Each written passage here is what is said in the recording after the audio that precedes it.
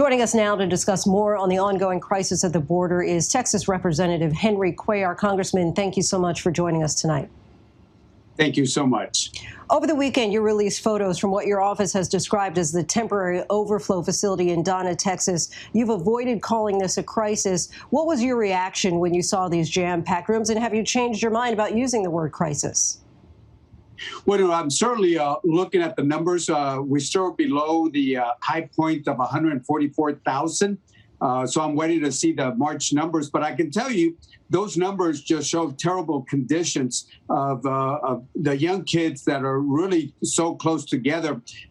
It's terrible under a regular circumstance. But when you add a pandemic on top of that, those pictures can be disturbing. But crisis, just for the definition, a time of intense difficulty, trouble, or anger, would you say that this kind of checks those boxes? Well, if you want me to say it is a humanitarian crisis, I would say that. But we don't have people streaming across at those criminals coming across. But are we having a humanitarian crisis trying to take care of these kids? The answer is yes. The administration has been saying for weeks that a big complication when it comes to housing these asylum seekers is COVID protocols. These pictures are certainly proof that COVID protocols are not in place. So is it COVID, or is it the administration just really struggling to get a handle on the situation? Look, the administration has all the good intentions. They want to treat the kids in a humane way, very different from President Trump. What President Trump did by separating kids, that was wrong.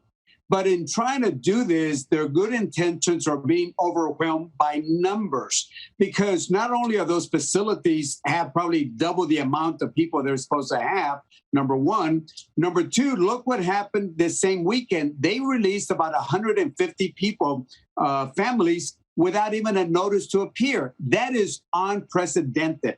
That is just letting people go into the United States without even a notice to appear in an immigration court. I've never seen that before. Do you have any concerns over the possibilities of this influx of people in such close quarters leading to an uptick possibly in COVID cases in your state or potentially beyond, since many times these migrant families have family members throughout the country? What kind of health care also is being provided to help them to prevent this from happening?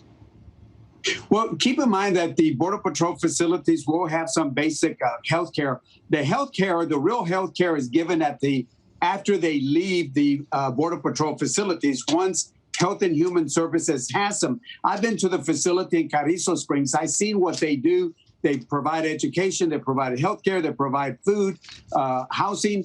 That's different. Border Patrol facilities are supposed to keep people there for 72 hours. Some of them are staying there much longer.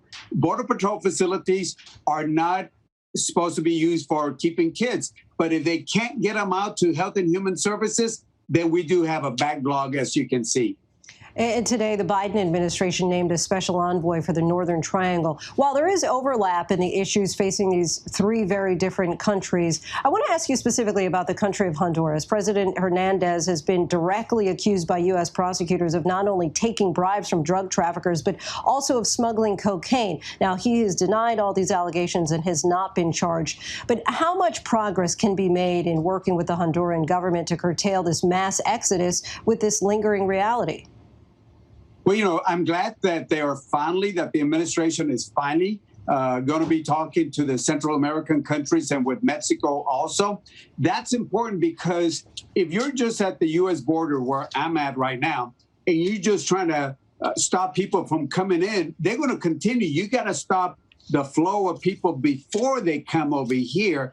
And without engaging Mexico and those Central American countries, it's not going to be done. Now, I know there are some difficulties, those allegations that you talked about, the president of Honduras, but they still got to find a way to work with his office, because otherwise kids from Honduras, Guatemala, El Salvador are going to continue coming at a very fast pace. And you co-sponsored the American Dream and Promise Act, which on Friday passed the House, putting aside the fact that you still need GOP Senate support for this to pass. Do you think that this is the right time for this kind of legislation? Are you at all concerned that it'll encourage more asylum seekers to come to the border? Look, the dreamers are here already. They've been here since they were a young age. So we got to take care of that. That's a different issue.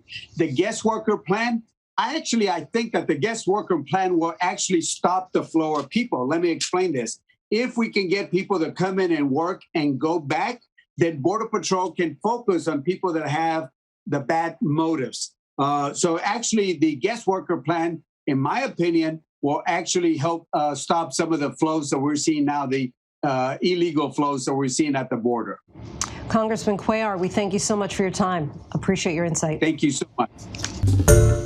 Hi, everyone. George Stephanopoulos here. Thanks for checking out the ABC News YouTube channel. If you'd like to get more videos, show highlights, and watch live event coverage, click on the right over here to subscribe to our channel. And don't forget to download the ABC News app for breaking news alerts. Thanks for watching.